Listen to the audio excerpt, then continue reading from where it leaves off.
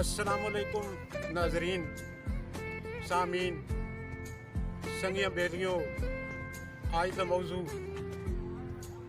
दू शुराना ते एक शुरा सरगोदे दा होया, एक लाहौर दा होया। ये तो सुने होया ना कि एक लाहौर शायर है, बहुत अच्छा लिखता है। ते लाहौरी सुने सी एक सरगोदे है, वो भी बहुत अच्छा लिखता है। ते लाहौरी खत लिखिया सरगोदे वाले दा कि यार आ जा लाहौर आ, ते इक्की दून सुनसा दुख सुख करसा, नाले तां लाहौर विखासा। ते वो सरगोदे वाला आ गया, उस बड़ी वेलकम की, खाना पीना अगे पिछे, ते जेड़े खाना शाना खवा रहा आदा के यार हुणे तू मैं दसो कि तू लाहौर वेखना इत्थे कमरे दे विच वेखना कि फिर के वेखना।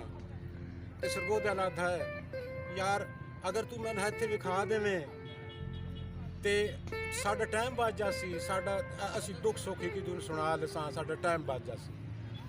ते लाहौरी आदा चल फिर वेख लाहौर किस तरह तू वेखना है। ते सरगोदे वाला आदा दस शहर लाहौर दियां सड़कां कितनियां बनियां ते कितनियां सारियां नी।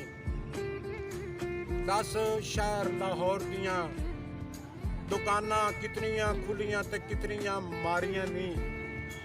दस शहर लाहौर दियां खूहियां कितनियां मिठियां ते कितनियां खारियां नी। और 10 शहर लाहौर दियां रन्ना कितनियां परनियां ते कितनियां कुआरियां नी।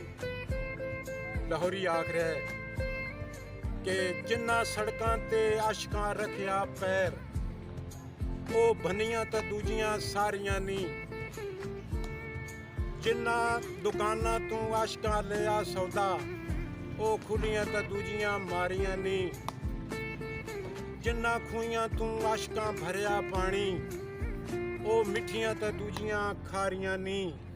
और जिन्ना लज़त प्यार दी चख लईए, ओ परनियां ते दूजियां कुआरियां नी। नाजरीन मेरी तरफों मियां मोहम्मद अनैर शुमाली दी तरफों अस्सलाम वालेकुम।